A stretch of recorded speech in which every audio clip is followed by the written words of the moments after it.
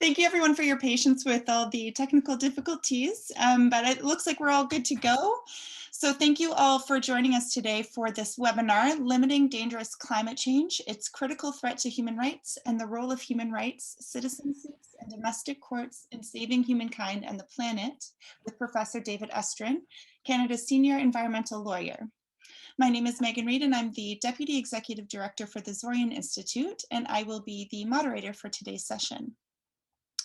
Today's session is the fourth webinar of this series, which is centered around the subject of climate change and its relationship to human rights.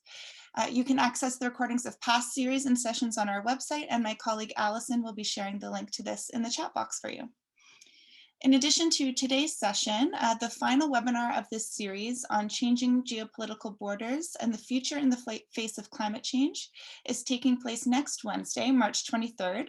So please be sure to register for this, and we look forward to seeing you all there at that one as well.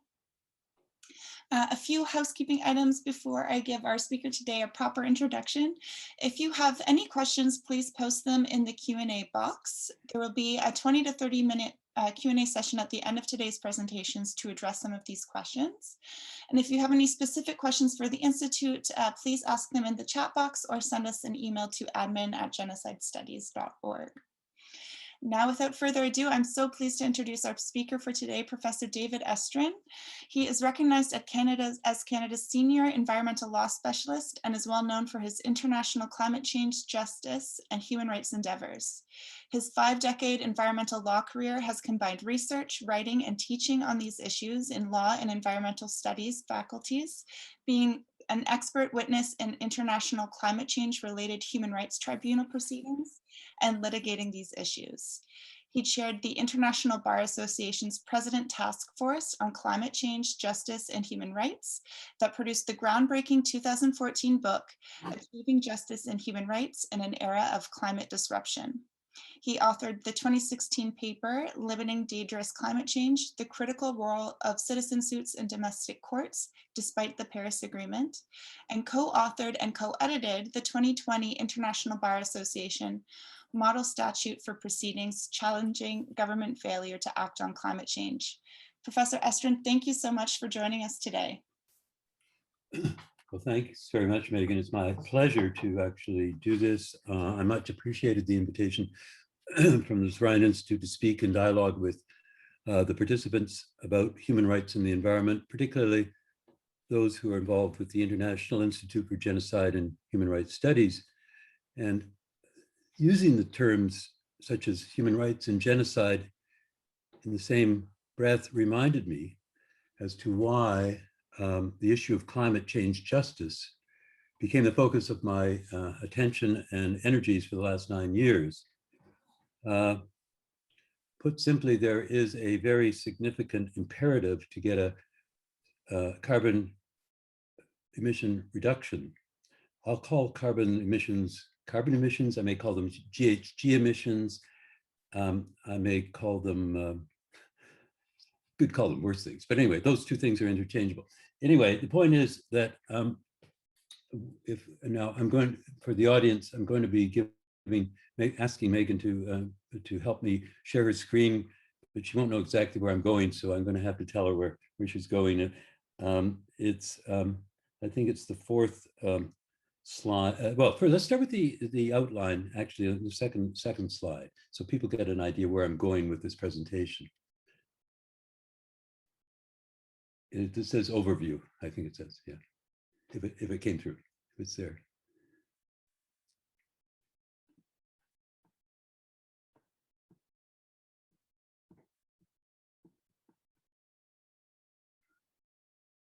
Whoops. Looks like it's a reduced version of it. Okay, yeah, it's almost there. We want to get, if you can go to the view that's, just call it slideshow. I think that'll get it up. It'll show the full screen, I think.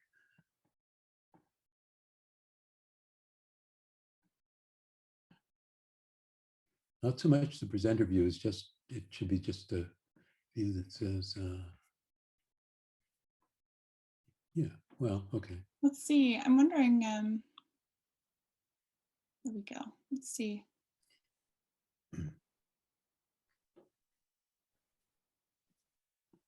Are you able to see it this way? Yeah, it's not really as big. What if you just go to the top of this? I don't know if you've got the same thing. Go to the top of your computer screen. It should say view, or Okay. maybe it's also, on top of this bar. I can't use your bar, but anyway. And then there's usually, no, that's not helping. There's usually an option for saying play slides or slideshow. I'm on slideshow. I'm wondering if it's just the style of the webinar that you're only seeing um, a smaller version on your screen. You might be able to make your picture or my picture look smaller by dragging it over a little bit. Yeah. Okay. Well, let's see. Go to the next slide, the second slide, and see what happens. I think it's good. There are ways that these can be enlarged, but I don't know how that works. It's just coming up as a small screen for you. Is that what? Yeah. Yeah. No, I don't know if other people have the same issue or not. I think it does look a little bit smaller on the Zoom format. Let's see here. Okay. Just going to stop sharing for a second. Well, See if I can. while you're seeing if you can adjust that, let me just orally say where I'm going. So I first want to talk about sort of the background, the carbon reduction imperative, which is really what's gone on in the last almost 30 or 35 years since in 1994, all the basic states in the world signed on to the Framework Convention on Climate Change, the UNFCCC, as it's used. The term is used as an acronym. The UNFCCC, in those days, virtually every nation in the world signed on to the UNFCCC. They all basically agreed that climate change was an issue and that states had obligations to do something about it. And the general objective was to stop the world from being exposed to what they called dangerous climate change. And basically, because it was recognized that climate change then would cause the very impacts that are happening at the moment and have been in the last few years and are going to be increasingly occurring. That is, impacts in temperatures and wild weather, from drought to being washed away. I don't know that they actually foresaw the impact that this would have on human rights at those days. It was more to really preserve the ecosystem as it was existing at that time and the ability to grow crops, etc. But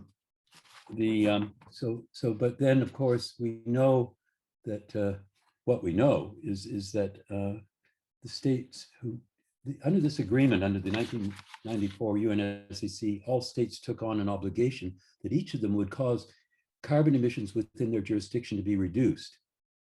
So there was a state obligation on every country, as well as an agreement to work together cooperatively as nations of the world to effect these reductions. What was the reality when I started looking at this back in probably 2013 or 2014? The reality was that since between 1994 and then, and even today, carbon emissions did not go down, they only went up. And that is, a basic problem. So everybody started thinking about 5 or 6 or 8 years ago that, this is getting bad, we must do something about this. There's something that happened in the meantime. Under the UNFCCC treaty, there was an organization established called the Intergovernmental Panel on Climate Change, the IPCC. And it's comprised it doesn't have its own employees, but what it is, each country who's a member of the UNFCCC gets to appoint a leading scientist, or maybe even more than one, to be a member of the IPCC for a certain term. And they examine the existing scientific studies that other people have done on climate change or may affect climate change. And using those studies and assuming that they pass the test of being rigorous, they will take them into account, and the IPCC will come up with their own opinions as to what the situation is. So the IPCC process is really the preeminent peer-reviewed process in the world, because they're not writing at them, they're not doing their own experiments or own studies, they're reviewing mega studies of others. And before they can actually write anything as advice to the countries of the world and the people of the world as what's going on, they cannot issue a report unless all the member scientists appointed to the IPCC agree. In other words, there has to be essentially unanimity on what's going on and what their conclusions are. Anyway, about 8 or 9 years ago, at one of the annual meetings so under this convention, the parties, the state parties come together every year.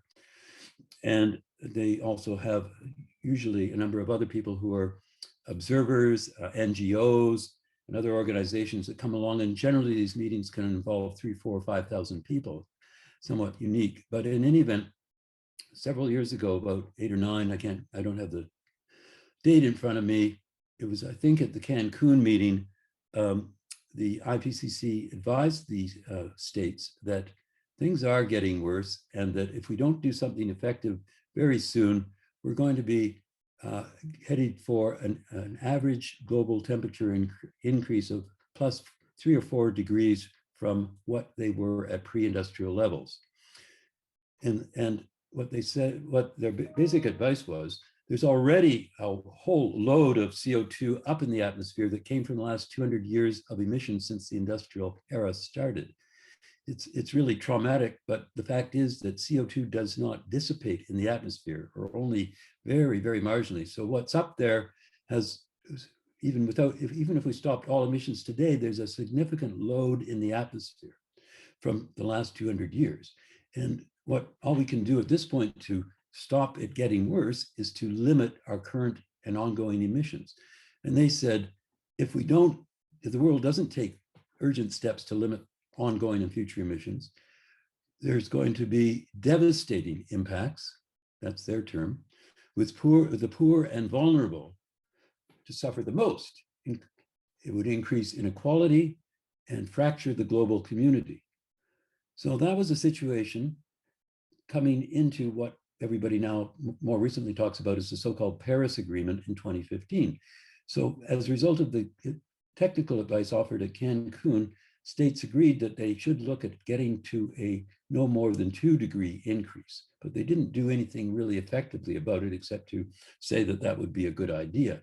But by the time the Paris Agreement came along in 2015, there was a lot more science, and the IPCC was even more authoritative in saying what needed to be done. They could calculate specific drops in tonnages of CO2 that had to be put into place if we were going to stop the temperature from increasing more than 2 degrees C above pre-industrial levels.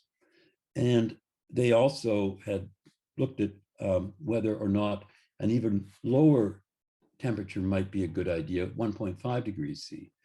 And but at that time, everybody was focused on 2 degrees C.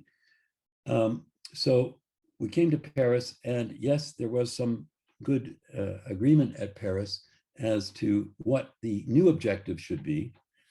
It's in section 4 of the agreement, of the Paris Agreement, but basically it is that the global increase must be kept to, as far as possible, less than 2 degrees C, and if at all possible, it should be limited to a 1.5 degrees C increase. So that's what all the parties of the world agreed to. 195 countries agreed to in Paris in November of 2015. And that is, and then, so then the next step was to, in effect, try and see whether states were actually going to do anything more after 2015 than they did in the 30 years prior to 2015. And unfortunately, the answer is they haven't. And I'll talk a bit about why that's the case. And, people used to start to call the Paris Agreement a legal agreement, the first legal agreement on climate change. Well, it isn't a legal agreement. If you think of a legal agreement, it's something that if you don't adhere to, there are consequences, then there may be climate consequences. There are certainly going to be human rights consequences, but there aren't going to be any legal consequences from other countries, because the only thing that was actually specifically agreed to was that each country would see what it would commit to in terms of reducing its emissions on a sort of 5-year rolling basis. All states were committed to pledge what they could do by way of emission reductions. They were called interim national contributions, INC, national contributions. What it's not really contribution, it's a contribution to a reduction. In other words, it's a bit misleading term. And so I said INC, it's INR, international reductions or contributions. Anyway, so we're going to talk a bit about what happened after Paris and why or why not we're still in trouble. And then I'm going to talk about why and how, and what about citizen climate litigation. Why are we even looking at that concept? And particularly, how do human rights get involved here? Obviously, well, it's not so obvious at the beginning, but now people do recognize that human rights are certainly one of the major things that will be and are being impacted by climate change. But then, don't we have treaties about human rights internationally? Don't we have some constitutions that supposedly protect human rights? Supposedly. Well, can we use those treaties, those covenants, those international agreements? Can we use constitutions that may, in fact, respect the right to life in national constitutions to try and put pressure on our own governments to do something? And why do I say our own governments? Because you say this is an international problem. Well, it is an international problem, and the Paris Agreement and the UNFCCC are international agreements. But again, the reality on the ground is much different than what it is on paper, because there is no mechanism under the UNFCCC or the Paris Agreement for one state to take legal enforcement against another state, because largely the obligations are not, strictly speaking, mandatory, but rather they're in the nature of states should do this, or they may, they should achieve that. They're not absolute legal standards. But the other point is that the way it's set up is that if Canada wanted to sue some other country for major carbon emissions, or another country wanted to sue Canada for major carbon emissions, they couldn't go to the International Court of Justice, where you might think by its name is the right place to go, because in order to use that court, each state has to accede to the International Court of Justice having jurisdiction over the problem. And there's nothing committing anybody in the UNFCCC or in the Paris Agreement to say that in the event of disagreements, these things should go before the International Court of Justice. In fact, there's a very specific clause in the Paris Agreement that says basically there are essentially no legal obligations that can be enforced. Everything should be resolved by coming in front of a committee and talking about it, et cetera, et cetera. So people who thought, well, if there are human rights being impacted by climate change and states have committed to doing something about it, but they're not, don't we have rights within our own nations to go to our local courts and ask the court to tell our own government that at least our own government should be doing what is appropriate to reduce emissions within Canada? And that is, I think, the essential thing that was starting to drive people when they saw that the Paris Agreement was not being adhered to. That and the fact that the science is so clear and accepted, except by certain people who we won't even talk about, but nobody basically disagrees with the science. That is that these numbers have to be reduced, and by how much, and what the time available to do it is. When you have a very interesting combination here at this point, you have a combination of the fact that all nations in the world who signed on to the Paris Agreement acknowledge that climate change is really at a very dangerous level, and that certain things must be done. Certain things must be done as identified by the IPCC. That is, what are the amount of tonnes of carbon reductions that have to be taken out of emissions, and when that has to start, which should have started already, as of 2016, but it hasn't essentially. And when do we have to get a certain reduction achieved by? All those things are articulated. So you've got science that tells us what the problem is and how to solve it. You've got governments who've committed that they would sign on to this because they recognize it's dangerous and that it must be dealt with. And then you've got the third thing, that governments are just spewing greenhouse gas rhetoric ever since. They're doing nothing effectively on the ground.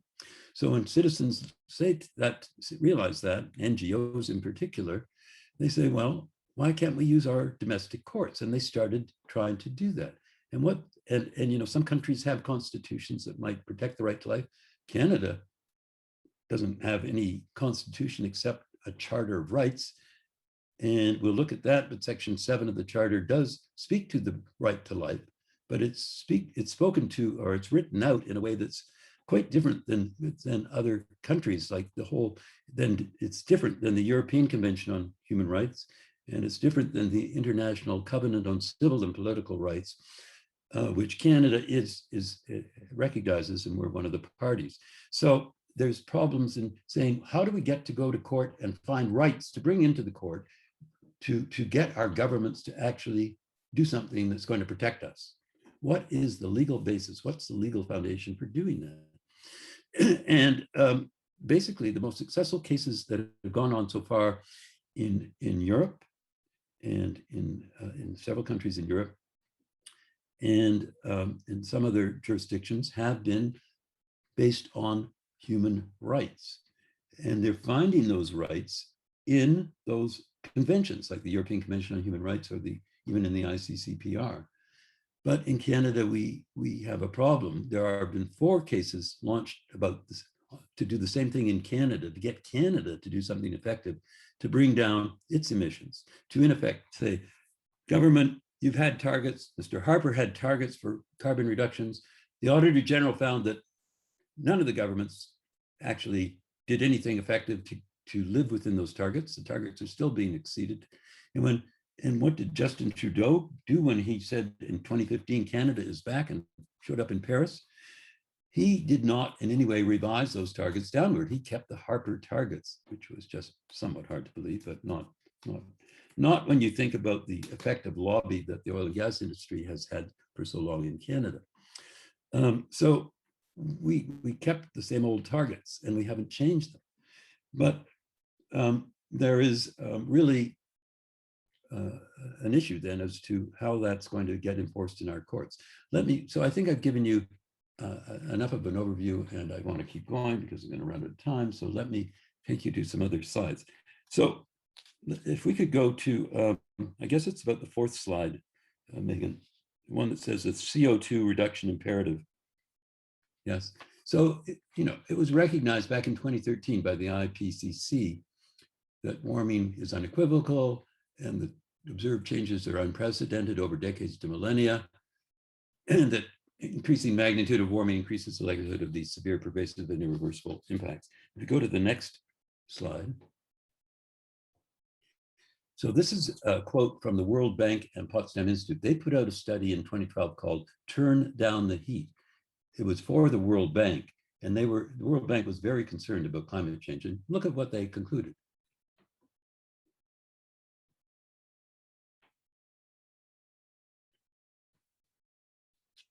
And so it was quite clear, it's been very clear since 2022 that 2013, 2012, that this is a major issue. If you go to the next slide.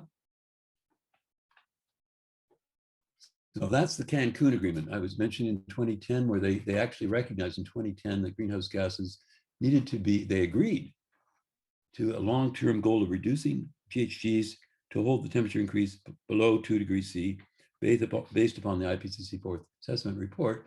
They recognized that even a 2-degree increase carried a risk of negative impact. So they also considered strengthening the goal to prevent a rise above 1.5 degrees C. And if we go to the next slide.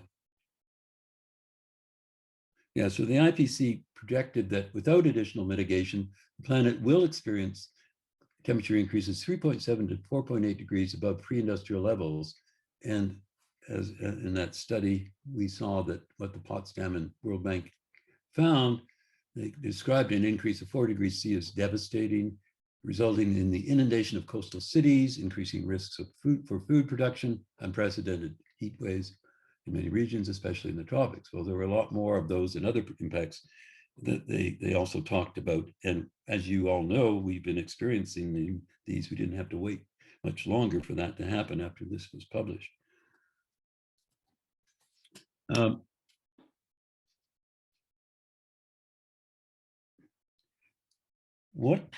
One of the reasons, though, that I said I want to just pause here for a second, if I can find the binder I want, was that why I, thought it was thought it important that your institute was actually holding a seminar that was going to focus on the connection between genocide and climate change, is that I learned 3 things when I started looking at this whole issue back in about 2013. I had practiced environmental law exclusively for about 30 years. And then when my role with the International Bar Association, I was asked to take on co-chair a special president's task force on climate change, justice, and human rights.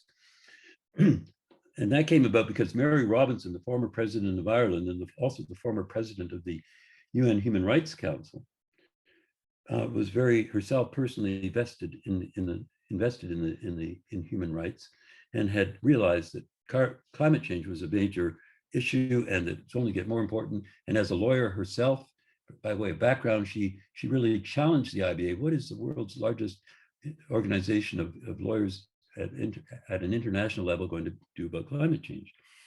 And so I started to have to get up to speed on the issue. I mean, I knew as an environmental lawyer for 30 years and taught environmental law and policy that climate change was a real issue, but I had no idea until I got into the science that was available at that time, beginning, how critical an issue it was. So I learned some things. Let me see what I learned here. So, first thing I learned was there is this carbon reduction imperative, and something must be done to limit emissions. Secondly, that as I've already indicated, and I think we all now know, that climate change is not just affecting the ecosystem and polar bears, it's fundamentally affecting human rights and global security. And our children and our grandchildren will be asking us, where were you when you let this happen to our world, to our beautiful planet and its oceans and its glaciers and its animals, and to the homeland of people? Everything is disappearing. In fact, people will be disappearing, and I want to talk about that. And that brings me closer to the genocide issue. I mean, and the third thing is how limited a time we had to act. So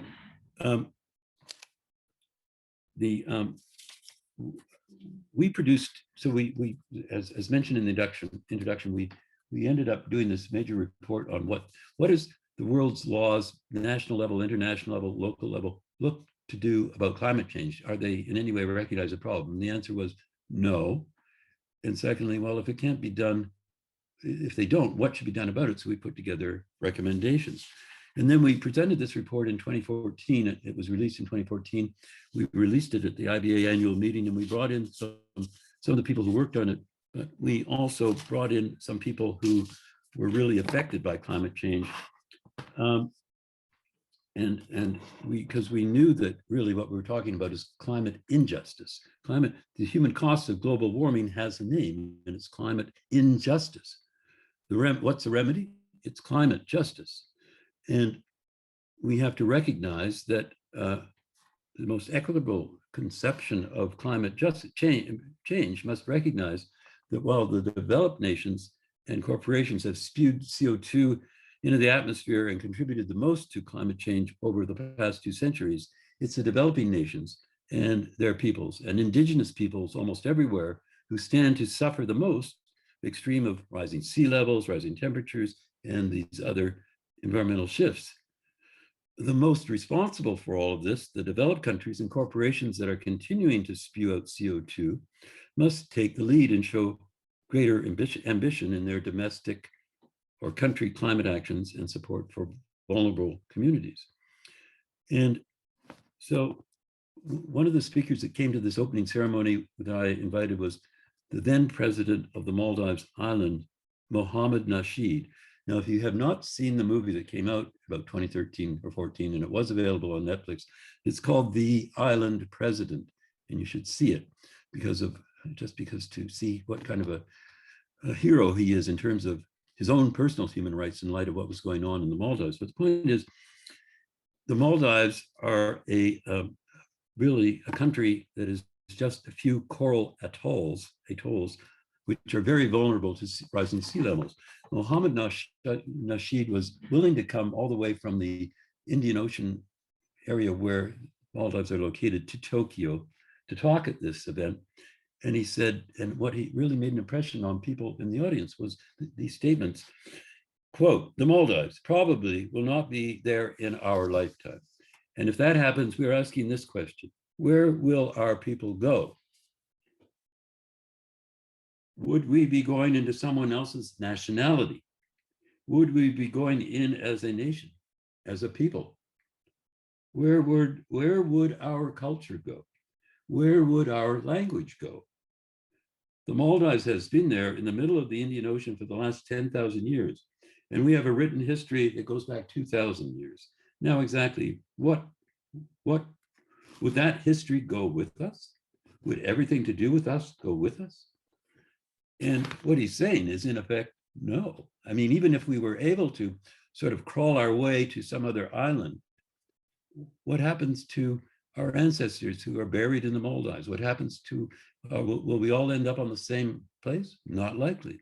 What will happen to our culture, our language, or everything? So in effect, climate change, when you think about it, will cause genocide for a number of groups of people who live in those kinds of settings and have nowhere else, cannot save themselves by staying on that island, because there's only so much that can be done by way of trying to prevent rising sea levels, or crop inundations and infusion of salt water that prevents crops from being grown, or so much that can be done to stop rising temperature of the seas, and the seas, which are the source of food in these areas, driving out the fish and the other things in the ocean that were the source of food. So people will be displaced and countries will be displaced. It isn't just, turn up the air conditioning. It's or if you have it, it's a lot more serious than that. And in effect, he was, I think, making the plea to recognize that that's how fundamental it was. That if nations of the world don't get their act together and do something effective, they're in effect committing by neglect genocide. So, it is appropriate to talk in these terms. And I think if it helps wake up some people even more, then I think that term should be used for those reasons. I think there's very good reasons for that. Let me come back to where I was. So let me see.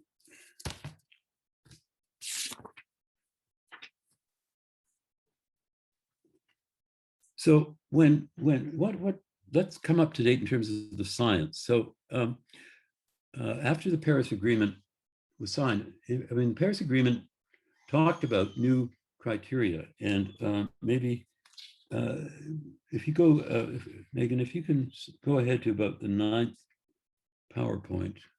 Yes, thank you. So Article 2 of the Paris Agreement is the one that identifies the maximum permissible temperatures as well below 2 degrees C, with the aspiration of limiting warming to 1.5.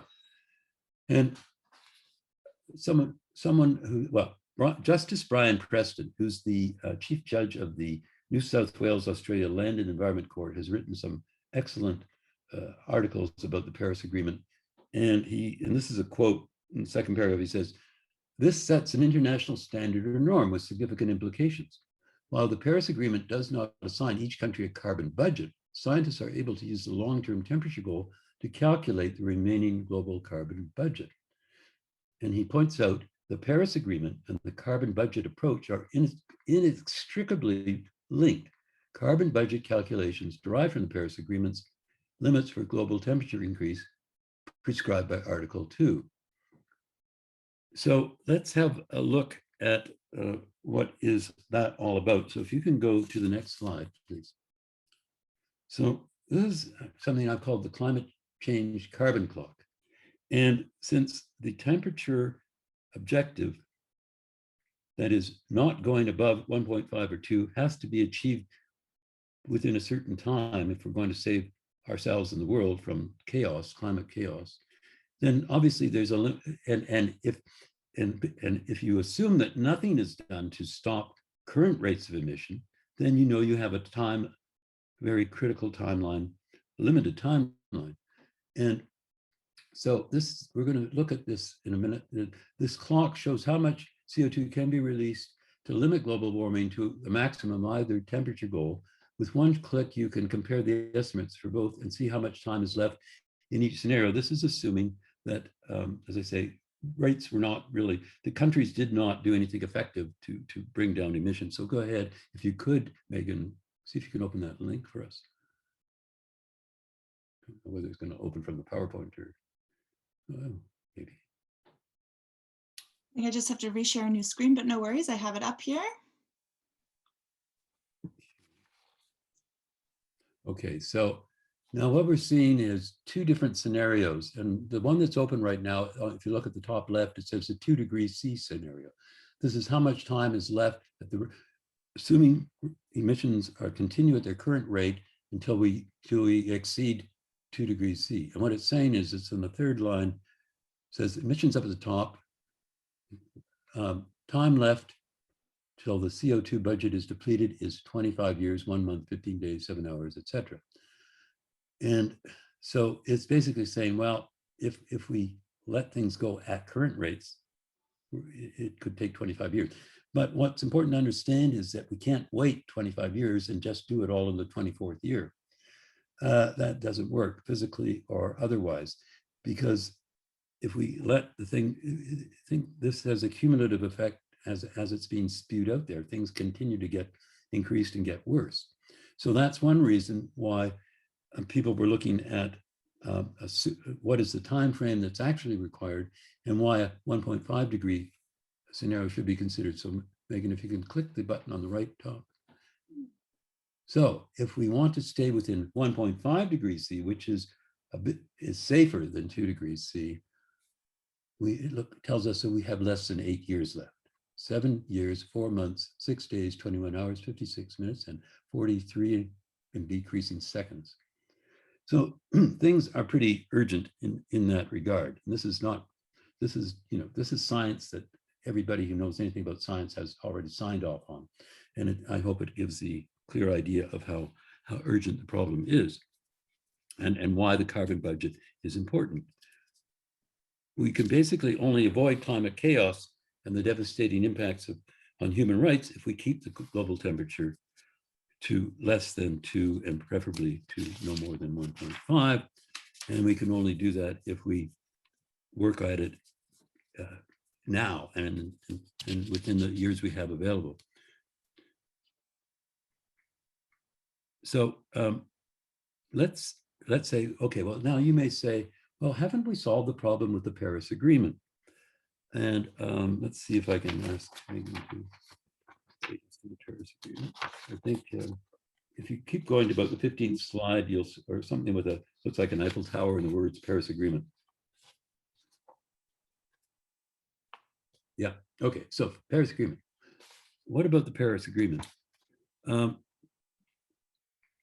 mean, I've said it itself doesn't tell any specific country, well, you think it's a legal agreement, why hasn't it done anything? And I've alluded to certain reasons. Go to the next slide. And here's two interesting observations. For what it could have been, it's a miracle. For what it should have been, it's a disaster. What does that mean? And I think both of those are accurate, because until the very last minute, there was really no agreement on the wording and what people were committing to. And in that sense, because 195 nations did agree, in that sense, it's a miracle, because they at least agreed to the lowering these temperature objectives that needed to ratcheting up, lowering, making the temperature objectives more stringent. That's the best way of putting it. But why do people say for what it could have been, it should have been, it's a disaster? Well, I think if we go to the next slide, there were some worrisome gaps in the Paris Agreement identified. I had this article in the Dhaka, Bangladesh Tribune because I went to Dhaka, Bangladesh shortly after this and spent a couple of weeks looking at climate change in Bangladesh with some of the people who were most concerned about it, including the Prime Minister, and learned that there were a lot of it, that they were equally concerned. So go to the next slide. Now here's what I say are the basic problems of the Paris Agreement. It lacks specific measures, and it lacks enforceable means to require countries to reduce emissions by any specific amount or by any particular deadline. So there's nothing in there that says Argentina, you have to do X, or Yugoslavia, you have to do Y, or even if you do, you have to do it by a certain date. Secondly, what it does, the only thing it really requires is that parties, quote, aim, look at that word aim, to reach global peaking of greenhouse gas emissions as soon as possible. That doesn't sound like much of a legal obligation. And in fact, it is so general that it can't be really, it's a moral obligation, but it certainly isn't anything that anybody could enforce as a legal obligation, the way it's put. But looking, and basically saying, but here's some reasons why we should work at it hard, because that we can't expect the developing countries to do as much by way of emission reduction as the developed countries who basically cause the problem in the first place. But we have to really get to an overall long-term goal, and that is recognized elsewhere in the agreement, which is to, in effect, achieve a balance between anthropogenic emissions by sources and removals by sinks being, like the Amazon forest or whatever's left of it, or the boreal forest in Ontario, in the second half of the century. In other words, it's supposed to get to so-called equilibrium. And some people are trying to call that net zero. Well, anyway, so but it's not there. It's just this nice objective. In the meantime, the third bullet, the Paris Agreement sets no emission limits that any country must meet. It simply encourages best efforts. And then, as I pointed out, the words pursue domestic mitigation measures with the aim of achieving these objectives are general words that provide little assurance that the necessary steps will be taken to limit emissions and prevent climate change impacts. So that brings us really to what we're basically here to talk about at the end of this. Why, who, and what, and how is the phenomenon of citizen climate litigation. Let's see. I don't know if we've got a slide here that goes to this.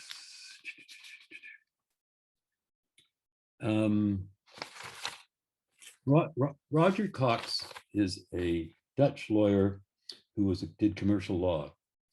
He's the lawyer that helped imagine with your Gende Foundation in Holland, which is an ad hoc foundation, was put together in the early around 2000 or so, by people who in Holland recognize that, first of all, Holland's a very low-lying country, very susceptible to rising sea level. And secondly, that there was urgency in doing something about climate change. And they were the ones that mounted the most precedent-setting case so far on the issue of climate change, when they took the Dutch government to court and asked the court, the Dutch court, the judge in the lowest level of judges in the Dutch court, we always have to go for first hearings of these things, and usually to recognize that Dutch citizens had certain rights, that the court should enforce. If the court agreed that they had these rights, then for the court to understand why climate change, the way it was going to impact people's rights. And thirdly, asking the court to do something about it, and they were asking the court to order Holland to reduce its greenhouse gas emission targets 25%, to reduce them 25% within the next couple of years. And how did Roger Cox get from a commercial lawyer to being in effect, a climate lawyer? That was his first case, but he's now taking many more of those, and I'll tell you about another one.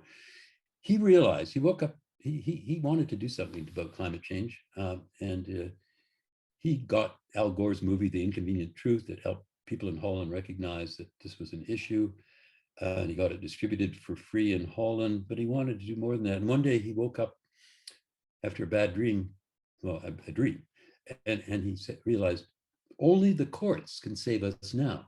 That was what he recognized. And he wrote a book on that basis about climate change and why going to courts was almost a necessary path to follow. And why did he conclude that? Well, because he recognized that governments were always going to be persuaded, if not intimidated, by big oil, big carbon, the carbon majors, as they might be generically called, who have always had their way with states throughout the last 100 or more years, in which they've been digging out these resources, and as the world got more and more on the carbon diet. So he recognized that that was one factor why politicians were not doing anything effective about climate change. But he thought, well, we must have rights. And that's why he took the Urgenda case premised on rights. And he was told by other lawyers, you're crazy, this will never work. Well, he actually took it on two grounds. One was that at sort of the Dutch common law, or under the civil code, you know, in Commonwealth countries like Canada, Australia, and all those that used to be part of the British Empire, we have a common law, which is principles of law that came from cases back in the 17th, 18th, 19th centuries in England largely, but those principles become part of the common law in these other former Commonwealth countries. Those are concepts like you can't, run, that if you drive your car at 120 kilometers an hour on a city street, obviously you can predict that there's going to be hazards or damage to other people. And the courts will find that would be negligence. And the tort of negligence developed, which said people cannot take actions that foreseeably will cause harm to others. So it would be a tort, it would be a wrong, it would be unlawful. So we had tort law for certain things, but nothing that specifically referenced climate change. It taught, yes, emissions that cause you to have to leave your particular property, that was recognized as a nuisance, or maybe sometimes as a trespass. But climate change is much different. Climate change is very diffuse. The sources are all over the world. The victims are diffused in different places. It's very difficult to prove that emissions from a lot over in the 3 blocks from you are causing climate change that's impairing your ability to live at the right temperatures. It's much more than that. So other people are contributing. So the common law had its issues. So then the other concept is, well, what about constitutional rights? Can't they help us? And so Roger brought the case at Urgenda based on both of those principles. He brought them on so-called Dutch common law, which was a tort concept, and that developed. The tort concept, he called it hazardous negligence. Where did it come from? It came from somebody falling down a trap door in a pub in Holland, when the brewery company would deliver the beer in barrels. They bring them in the main door, and they have to get down. The barrels have to get down to the basement. Well, there was a trap door, and they would then lower them into the basement. Well, it turns out that in that particular brewery, the brewery worker forgot to close the trap door after he put the barrels in the basement. Some patron fell down, injured himself, sued not only the pub, but also sued the brewer for harm. And the court recognized in that case that was improper, and that was the not doing something that they should have done. The not closing the trap door amounted to hazardous negligence. So it was a negative thing. It was something they should have done, but they didn't do. Still could be negligence. So the court said, yeah, climate change, we understand. Okay, you're telling us to use that concept? Yes, we agree that climate change, from what you're telling us, governments have an obligation to do something. They know it's dangerous. They've signed on to the UN agreements. And they know it's dangerous. They said they do something they haven't done. So it comes under that. And then Roger and Urgenda also argued the right to life in the European Convention on Human Rights. And later on in these PowerPoints, if we ever get to them, and you may be able to get these PowerPoints in any event, there is a specific section, Article 2 of the European Convention on Human Rights does protect the right to life.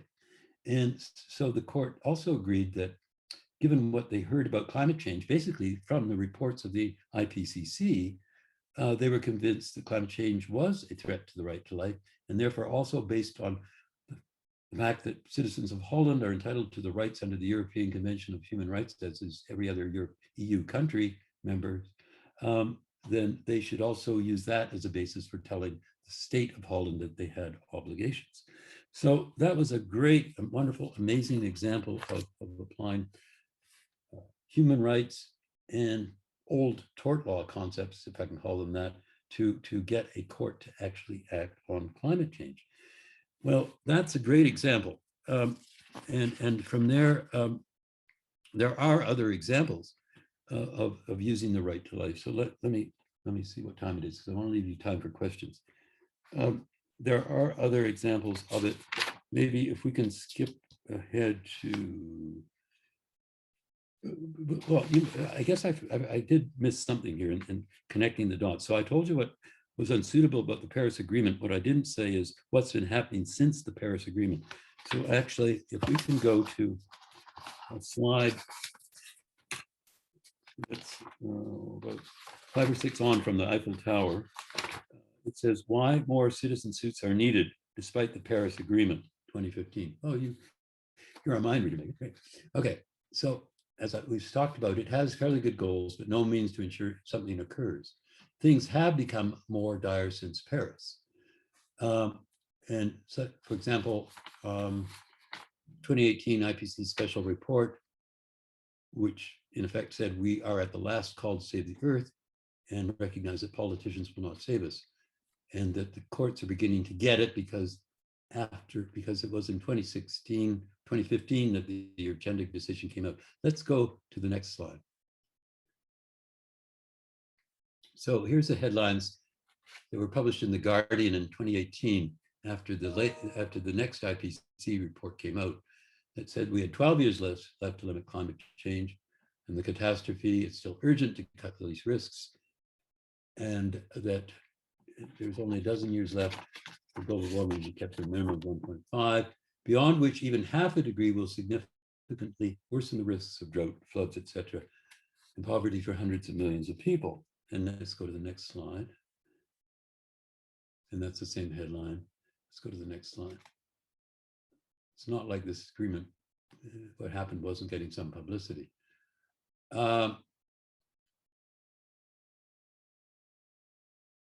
But as I said, there's one simple, the last bullet says, the details of the report are worth understanding, but there's one simple critical takeaway point. We need to cut carbon pollution as much as possible, as fast as possible. That came out from the 2018 IPCC report. Go to the next one, please. And in effect, more about why we're about to even burn through the 1.5 degree budget within the next few years, 3 to 10 years. I mean, there's a number of assumptions that go into these calculations, and not all the worst assumptions have been taken into account. Go to the next one. Anyway, so here's a chart from 2015 to 2019, how things have continued to get worse. The warmest 5-year period, etc. The GHG contributions just kept going up. Go to the next one. And then this analysis came out at the end of 2020, basically that this was done by a group that was headed by the former chair of the IPCC. And basically, they looked at the so-called pledges that countries had made pursuant to the Paris Agreement, the intended national contributions of reductions. And they basically said, countries are not doing enough to keep the temperature from rising. And they basically, I don't know if I can read the subheading there. I'll go to the next one, maybe it'll come out better. But basically it says that they examined these 184 voluntary pledges under the Paris Agreement. Almost 3/4 of them are inadequate to slow climate change. And some of the world's largest emitters will continue to increase emissions, according to this panel of world-class scientists. It's these increasing greenhouse emissions that are driving climate change. The comprehensive examination found that with few exceptions, the pledges of rich, middle income, and poor nations are insufficient to address climate change, said Sir Robert Watson, former chair of the IPCC. Simply, the pledges are far too little, too late. So it's quite clear that what I was concerned about in those critiques of the Paris Agreement, and I put into my 2015 article that you were given a reference to, it came about that we the Paris Agreement is not achieving what we need it to achieve. And that really then brings us to why this citizen climate litigation is going on. So if we can continue on to the next slide. Yeah, I mean, in fact, it's going to get worse. A few climate models are now predicting unprecedented and alarming spike. Okay, go to the next one. And now what's the latest? This is from October 2021. This is the emissions gap report of the United Nations Environmental Program. And basically, as of that month, not just a few months back, it says new and updated climate commitments fall far short of what is needed. The report now finds that the country's updated NDCs and other commitments only take an additional 7.5% off predicted GHG gas emissions compared to the previous round of commitments. Reductions of 30% are needed to stay on the least cost pathway. And it shows that new national climate pledges combined with other mitigation measures put the world on track for a global temperature increase of 2.7 degrees by the end of the century. That's well above the goals of the Paris Agreement and would lead to catastrophic changes in the Earth's climate. We need to keep below 1.5 this century. The goal of the Paris Agreement, the world needs to have annual greenhouse gas emissions. In other words, cut them by 50% starting immediately. Well, that's where we're at and scientifically. And now that perhaps sets the role for climate litigation, which I'm going to have very little time to talk about. So I'll try and breeze through this as fast as possible. But go ahead to the next slide, please.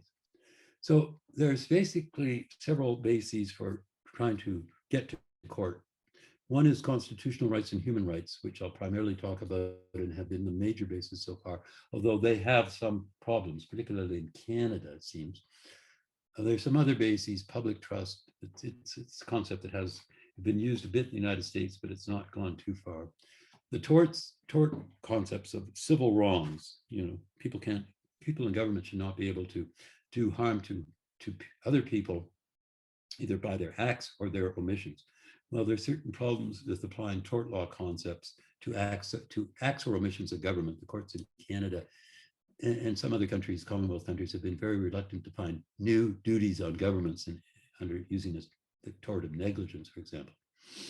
And then there can be some courts that are willing to say, well, this project shouldn't go ahead because its environmental impact, taking into account climate change, has not been sufficiently considered. But in Canada, that hasn't yet been a case like that. And in fact, well, there has been a case which it didn't get anywhere, and it brings out the hypocrisy of the Canadian government, including unfortunately the Trudeau government, and had to do with the TMX pipeline. You know that was very controversial back in the latter part of the last decade, and it was opposed by a wide range spectrum of society. One of the things that was pointed out to the National Energy Board of why it shouldn't approve it was that emissions, not from digging the stuff out of the ground or transporting it through the pipeline to Vancouver and putting it on ship. But those emissions in themselves are, large, but they're not nearly as large as the emissions that will result from the use, the burning of those hydrocarbons once they're actually put in the marketplace. Those are called Scope 3 emissions. And the people who were concerned about that said to the National Energy Board, the companies are not talking. They have not assessed what those Scope 3 emissions will be. You cannot approve this without knowing what they are. And the National Energy Board said, no, we're not concerned about that. Those emissions are going to happen in other countries. We don't have any jurisdiction. We don't care. Let's go take a hike, in effect. And then the same people who raised this, who were youth largely, appealed to the cabinet and said, Cabinet, before you approve the National Energy Board's approval, you must take into account the Scope 3 emissions. And cabinet didn't do it. They published something by saying, oh, well, we've got a report from Environment Canada that said that this will not take us over the Paris Agreement commitments. Well, Paris Agreement commitments say nothing about Scope 3, or they say nothing about assessing all your emissions. They just say you must reduce your emissions. Well, anyway, so then the youth tried to take that decision to court, the federal court, and the federal court didn't give them leave to appeal. So they ran out of steam on the legal grounds. What is even more horrific in a way is that I discovered this as part of my teaching on climate change, I looked at the latest Canadian, it's called Canadian, used to be called Canadian Environmental Assessment Act, now called Canadian Impact Assessment Act. They leave out the word environmental. And I said to students who are working on climate issues, well, look at that act. I'm sure you'll find that scope 3 emissions must now be considered. It's a new piece of federal legislation. Yeah, well, reality, there's no mention of scope 3 emissions in the act. They talk about scope 1 and scope 2. In their guidelines, they talk about scope 1 and scope 2, which are the lower ones, the ones that, that come out, the emissions that come when they're drilling a hole in the ground, or the emissions that to refine it, but they're not talking about what will happen by the burning of it.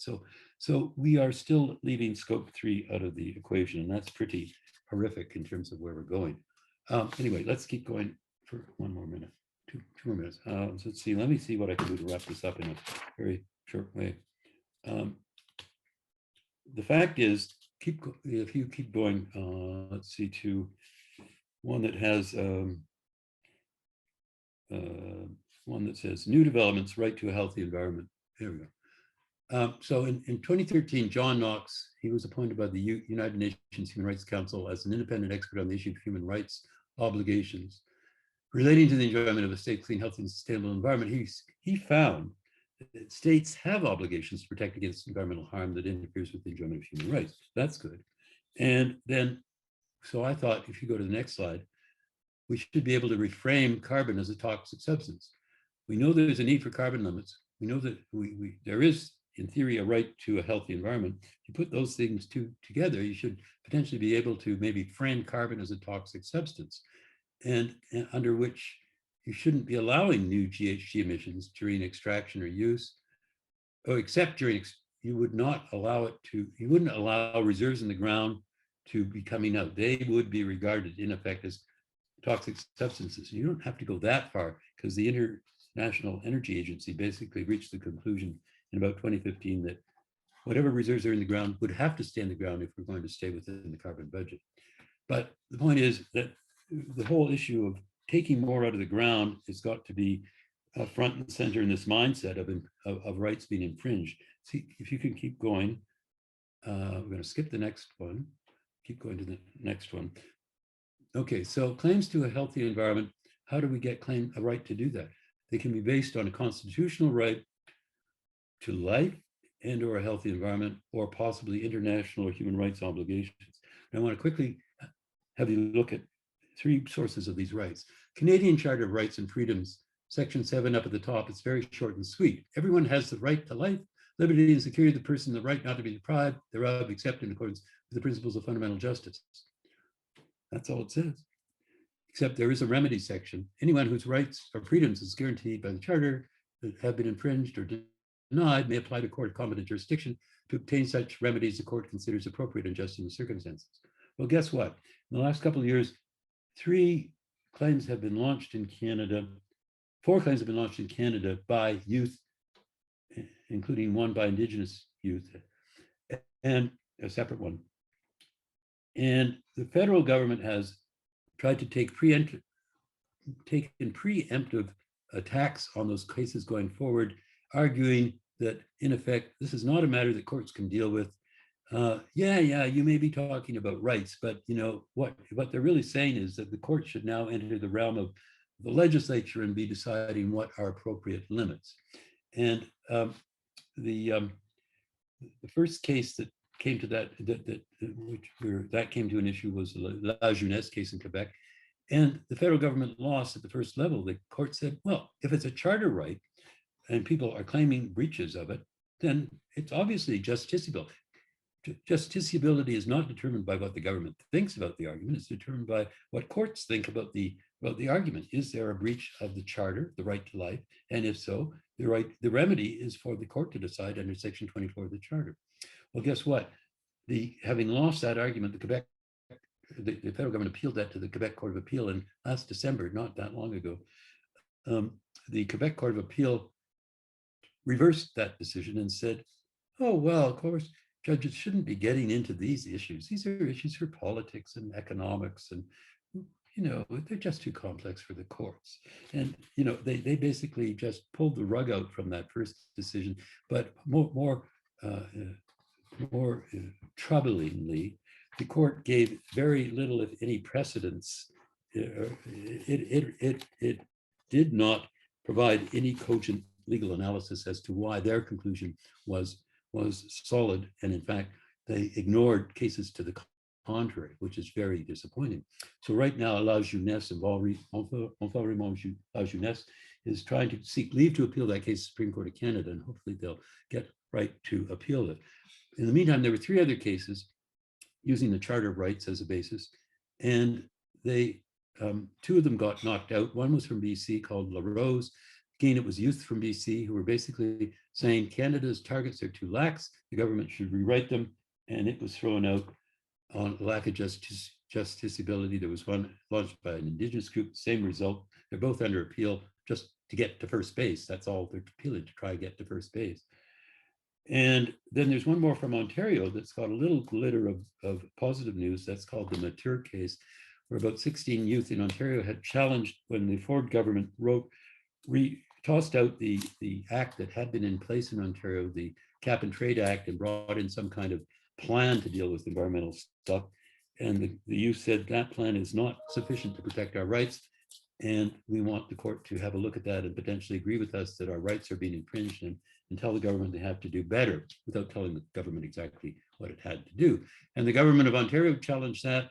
And fortunately, the first level court in Ontario said, this case is not going to be thrown out. There is a reasonable argument here based on the charter and all the other reasons government of Ontario is giving why they shouldn't go ahead need to also are not valid, and they were upheld. So the court, that case, the Mature case, is going to be argued in September in Ontario, and it's going to be quite important. But it shows you that some judges are not liking the fact that some of the remedies being sought in these cases are in effect rewriting. Arguably, they seem to be thinking this is causing us judges to rewrite what the government's already decided. Well, that isn't the way to look at these things. Human rights are there to protect people from majority decisions that don't respect rights. And, you know, the courts are not there to really basically say what governments can be doing. I mean, that's where we were before the charter. Before we had the charter, the Canadian Parliament, Ontario, provincial legislatures could do the same thing as in England, which was in effect pass a law saying, you think any person with brown hair is now deemed to be a blonde. Any person who has certain sex organs are deemed to have other sex organs. In other words, Parliament had supremacy. The whole rationale for the Charter of Rights was to protect people, to recognize fundamental human rights, and to allow the courts to be there to ensure that governments didn't implicate those rights and deprive people of rights. So we're in a tenuous state in Canada on using rights at the moment. Let's hope it will increase. This is an issue that if any of you are interested in, there is a role for you to support some of these cases going forward, and maybe even to intervene in the case that's going to the Supreme Court of Canada on whether the Charter of Rights should apply to this issue. There are other cases that have been very successful. The Leghari case in Pakistan, where one citizen went in front of one judge, said, government's got an adaptation plan, the government's not doing anything about it. The judge said, okay, I want to hear from all the deputy ministers. He had all the deputy ministers in his court. Well, for one day, he concluded they weren't doing anything. They agreed with him. They said, well, we weren't being given any funding. The judge set up a commission to look at this, what could be done. He got recommendations back. One of the recommendations was the government needs to properly fund these measures. He then said, okay, I've got these recommendations. I'm going to order the government to prepare a proper budget, and I'm going to order the government to do these other things that you recommended. So, I mean, that is, and what was he basing that on? He was basing that on a right to life in the Pakistan Constitution. The Pakistan Constitution was written by England when Pakistan became an independent country in the late 1940s. We don't have that kind of a right in most former British Commonwealth countries. Anyway, the point was that courts in Pakistan had, since 1948, interpreted the right to life to include the right to a clean and healthy environment.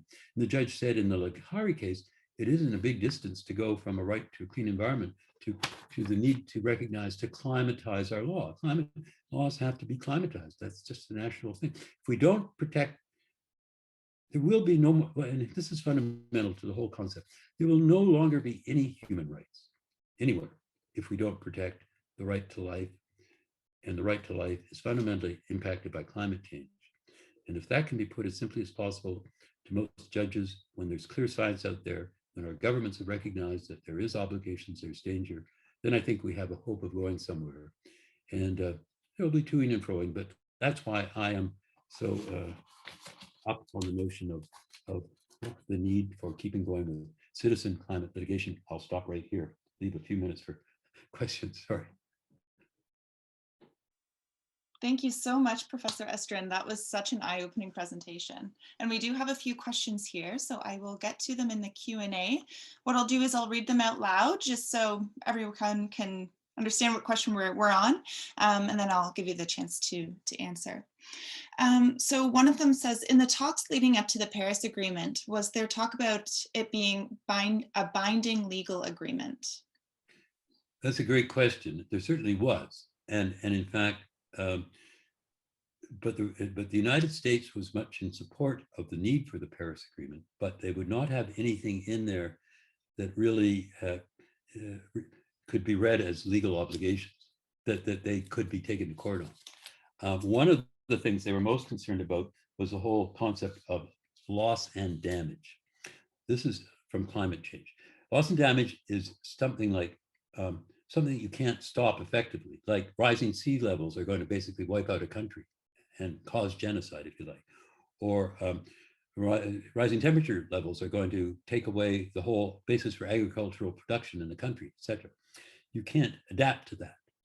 And so the people, the small island states early on talked about loss and damage. How are we going to deal with loss and damage? And the United States had always been very scared about the notion of anything creeping into any future agreement that might have recognized as this something might give the developed countries like them an obligation, because they also recognize, being driven by the major oil companies, that it was major oil companies and the economy driven on oil in the United States and other developed countries that was largely responsible for this. So they pushed back very hard. So that's why there's nothing that's obligatory in the Paris Agreement, except that countries have to revise their pledges every 5 years and potentially make them a little more stringent.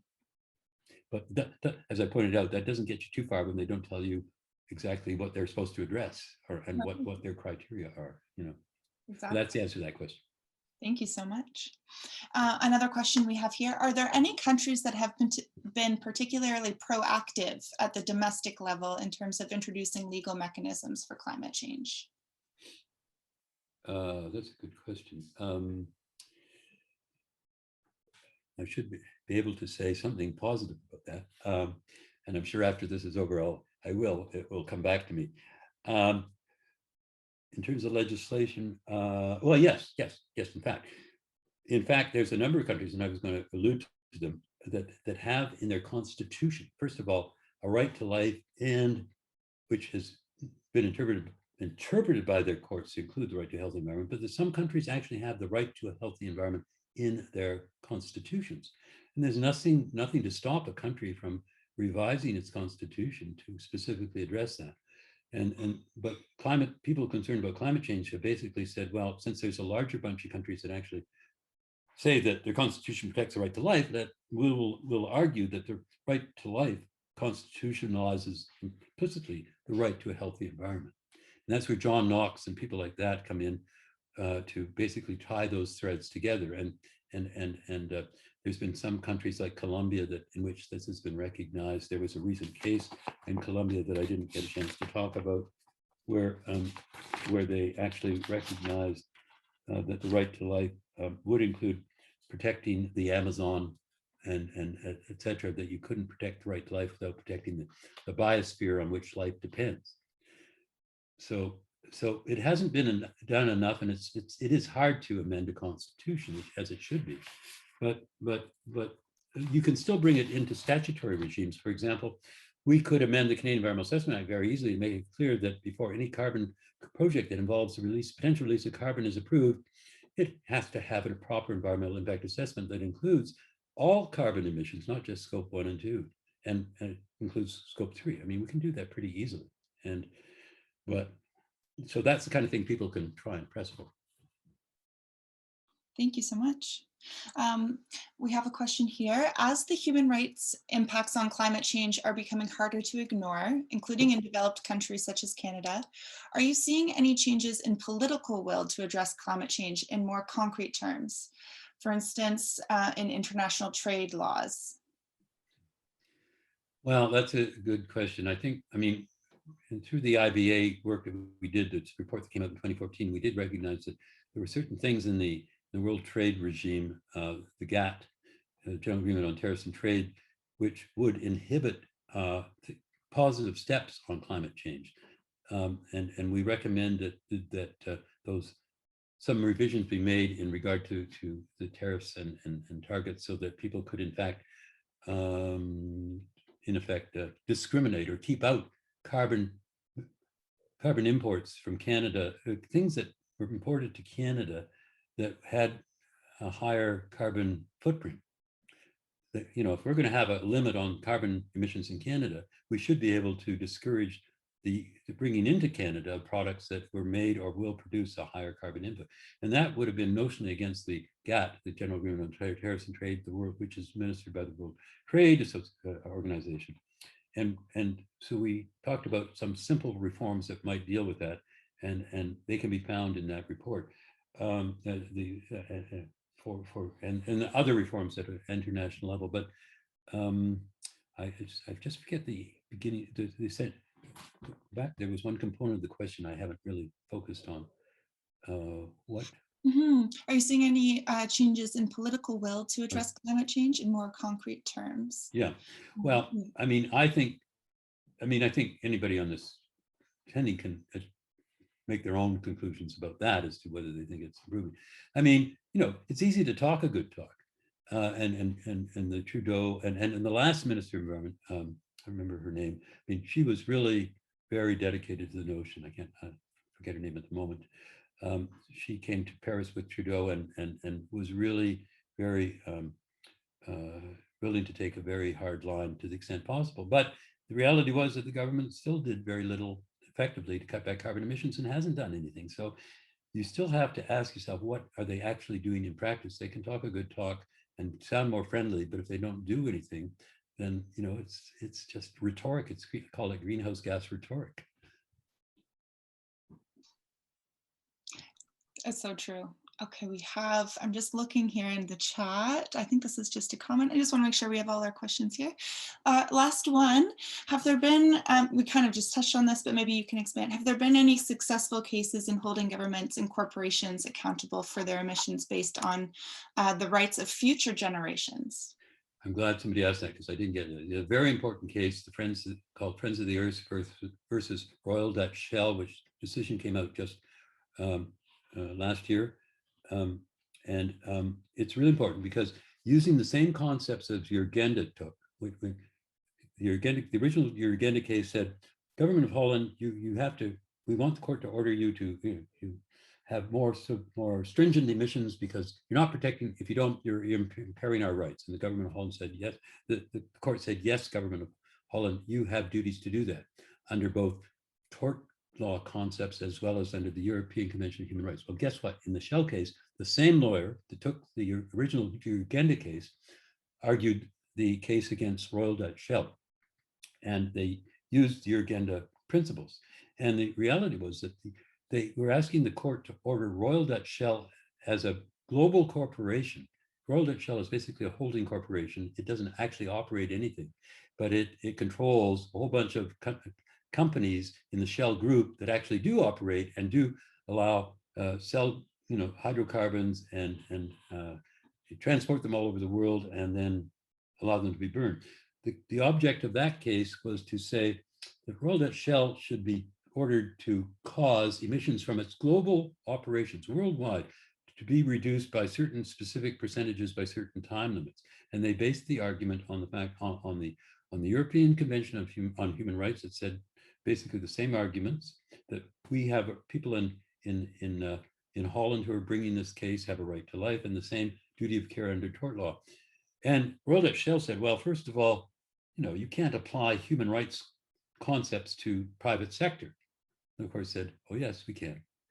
And that's because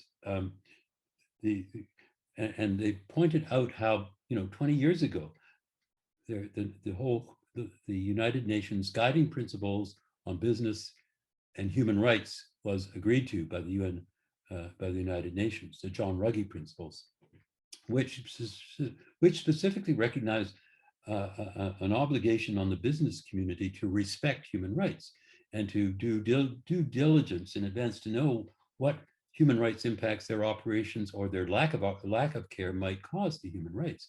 So they started with that premise, and then they looked. The court also joined that with the European Commission, the right to life under the European Convention on Human Rights, and said, that doesn't stop as being obligations simply on the government. The government has obligations to make sure that those rights are respected. And if it takes private corporations to join the party, then they have to be brought into this. And the reality was, and the court understood this, the evidence was put in front of the court, that unless the private sector, unless the big carbon companies actually were restrained in their emissions, nothing effective would ever happen. Governments couldn't do it by themselves. So yes, and it was a really a neat case because they looked at the third part, the scope 3 emissions. They said it applied to the private sector, and it was quite a dramatic decision, an important decision. And the application of these rights to the private sector is recognized specifically also under the IPCC, the International Covenant on Civil and Political Rights. 114 countries around the world have ratified it. It's been around since 1976. It has a right to life. There's a human rights committee that helps interpret what the right to life may mean. In 2018, they came out with General Comment 36. 36 says the right to life includes the right to be protected from threats of the right. You are entitled to be free from the threats of serious threats to the right of life. They said that climate change is already recognized. We recognize it as a serious threat to the right to life.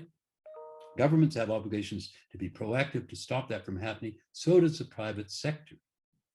So it's been recognized under the ICCPR as well. And so has it been recognized in Charter of Rights in Canada? Don't think so, because the Canadian government is trying to stop any case from getting there to actually argue about what Section 7 means. Yeah.